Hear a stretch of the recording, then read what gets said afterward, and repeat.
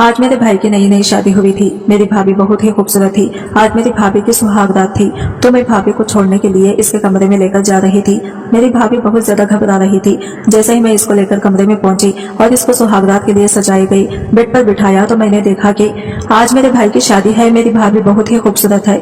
भाभी को इसके कमरे तक छोड़ने के लिए मैं भाभी के साथ कमरे तक जा रही थी। मेरे साथ और कुछ लड़कियां भी जा रही थी। कुछ मेरी सहेलियां थी और कुछ आस पड़ोस के रिश्तेदार की लड़कियां थी।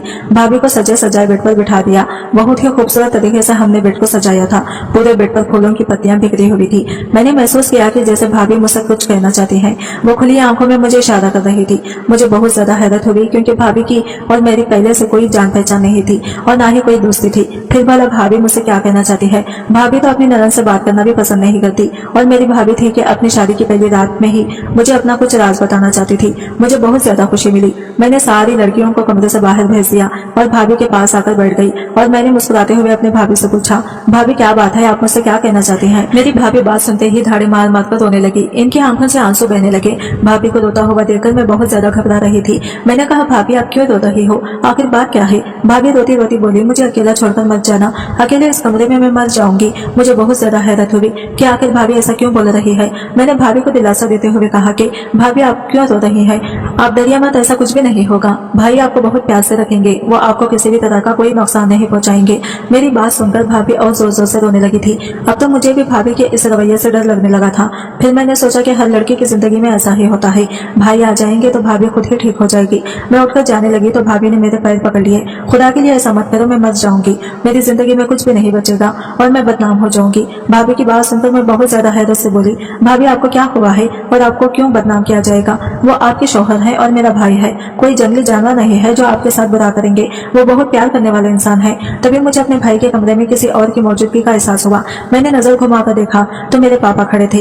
पापा बहुत ही नफरत से मेरी भाभी को देख रहे थे। भाभी पापा से नजरें चुराने लगी। कुछ पल के लिए भाभी और पापा की नजरें टकराती तो मैंने महसूस किया कि जैसे भाभी की आंखों में एक शिकायत थी। ऐसा लग रहा था जैसे पापा और भाभी पहले से ही जानते हैं और वो आंखों ही आंखों में पापा से कुछ शिकवा कर रही थी। लेकिन पापा की आंखों में नफरत थी, इनकी आंखों में खून उतर आया था। भाभी की तरफ गुस्से से देखते हुए पापा बोले कि चलो बेटा, आजकल की औरतें ये सब ड्रामे ही करती हैं, इन्हें ये भी नहीं मालूम कि तुम कुंवारी हो और कुंवारी लड़कियों के साथ ये बातें नहीं की जाती। पापा गुस्से से बोलते हुए मेरा हाथ पकड़कर बाहर जाने लगे। मैंने पापा को समझाते हुए कहा कि पापा, भाभी बहुत ज्यादा नर्वस हो रही थी। मैंने भाभी को समझाया। भाभी ने मुझे ऐसा कुछ भी नहीं कहा, वो तो बस ये कह रही थी कि मैं इनके साथ कुछ देर कमरे में ही रुक जाऊं। लेकिन पापा मेरा हाथ खींचते हुए मुझे बाहर लेकर आए। कहने लगे, तुम बाहर चलो, तुम्हें एक बात बताता हूँ। कमरे से बाहर आकर अपनी जेब में हाथ डालकर 10,000 रुपये निकाले और मेरे हाथ पर रखते हुए बोले, ये पैसे रख लो। पैसे देखकर मैं हैरत से बोली, पापा इतने सारे पैसे आप मुझे क्यों दे रहे हैं। पापा ने 10,000 और निकाले और ये पूरे मैं 10,000 अपने पास रखूं। इतने सारे पैसे देखकर मैं फूले नहीं समाई और झट से पैसे हाथों में ले लिए।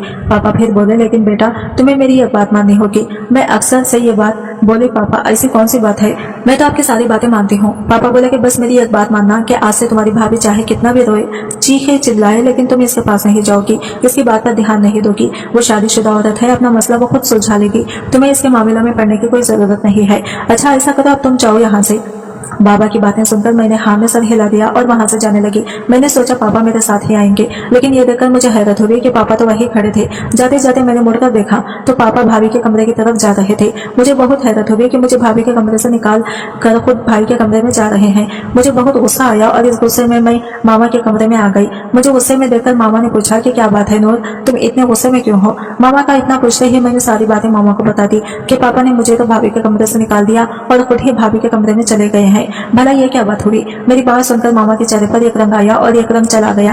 फिर खुद को थोड़ा संभाल कर बोली, कोई बात नहीं बेटा, वो ससुर जी है, अगर वो अपनी बहू के कमरे में चले गए तो क्या हुआ, तुम इतना मत सोचो।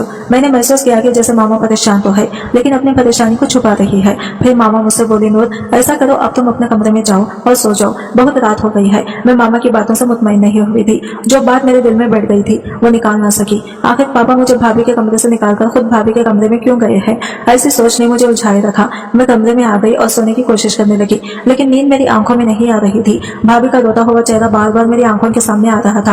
आखिर भाभी इतना परेशान क्यों थी, वो इतना क्यों डर रही थी। मुझे प्यास लगी थी तो पानी पीने के इरादे से मैं बाहर किचन में आई। बाहर हॉल में देखा तो भाई सोफे पर बैठे हुए थे, कुछ परेशान दिख रहे थे और सिगरेट पी रहे थे। थोड़ा पास जाने पर मैंने देखा कि इनकी आंखों में आंसू भी थे। मेरे दिल को धक्का लगा। भाई को तो इस वक्त भाभी के पास होना चाहिए था और भाई हाल में है, इसका मतलब भाई भाभी से खुश नहीं है। मुझे भाई से बहुत हमदर्दी हुई। मैं भाई के पास चली गई और भाई से पूछा, भाई आप इस वक्त बाहर क्या कर रहे हैं? आपको तो भाभी के पास होना चाहिए था। मेरी बात सुनकर भाई ने मुझे गुस्से से देखा और बोले, तुम आई हो पापा की ची, जाओ यहाँ से, मुझे मेरे हाल पर छोड़ दो। लेकिन भाई आप ऐसा क्यों कह रहे हैं? मुझे पापा ने नहीं भेजा, मैंने तो आपको परेशान देखा इसीलिए चली आई हूँ। भाई गुस्से से बोले, चले जाओ यहाँ से। मेरी आंखों में आंसू आ गए। मैं वहां से पलटने वाली थी कि तभी भाई बोले, अच्छा सुनो, किचन से माचिस ला दो। मुझे लगा शायद भाई को सिगरेट जलानी होगी इसीलिए माचिस मांग रहे हैं। मैंने किचन से माचिस लाकर भाई को दे दी, लेकिन भाई की हरकत देखकर मैं दंग रह गई। भाई ने माचिस जलाई और पापा के दिए हुए गिफ्ट को जलाने लगे।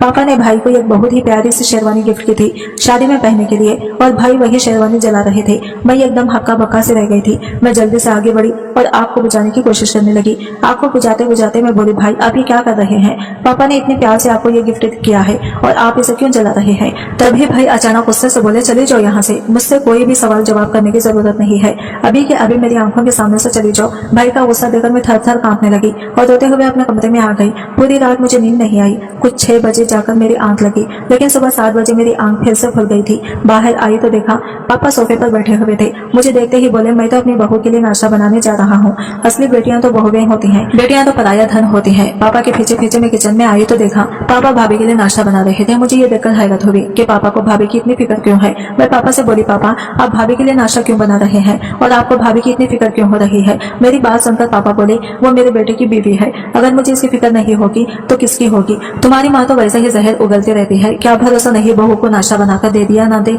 इतने में मामा भी आ गई। वो कुछ भी बुझी से लग रही थी। मुझे परेशान खड़ा देखकर और पापा को नाश्ता बनाते देखकर मुझे समझाते हुए और टालते हुए बोली, ऐसा करो नूर बेटा, तुम बाहर जाकर इंतजार करो, मैं तुम्हारे लिए नाश्ता बनाकर लाती हूँ। घर में सब कुछ बहुत ही अजीब हो रहा था। मुझे कुछ समझ में नहीं आ रहा था।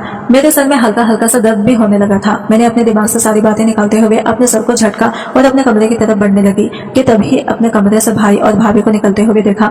भाभी ने सफेद रंग के कपड़े पहने रखे थे, कोई श्रृंगार नहीं किया था। भाई का चेहरा भी लड़का हुआ था। भाभी को देखकर मुझे धक्का लगा। नई नवेली दुल्हन की तो कोई बात ही नहीं थी। भाई और भाभी जाकर नाश्ते की टेबल पर बैठ गए। मैं कमरे में जाने के बजाय नाश्ते की टेबल पर आकर भाभी के बराबर में बैठ गई। अभी मैं पूरी तरह से बैठ ही नहीं पाई थी कि तभी पापा गुस्से से बोले, नूर मैंने रात में तुम्हें क्या समझाया था कि तुम इस मामले से दूर रहना। तुमसे मैंने कहा था ना कि अपनी भाभी से दूर रहना, इनके पास बैठने की कोई जरूरत नहीं है। तुम्हें मेरी बातों का असर नहीं होता। शरीफ लड़कियां ऐसी नहीं होती। इनके माँ बाप जो बात कहें इन्हें मानना तुम्हारा फर्ज है। पापा की बात सुनकर भाई ने बहुत ही गुस्से से पापा की तरफ देखा और बोले, पापा आप इतने भी शरीफ नहीं है।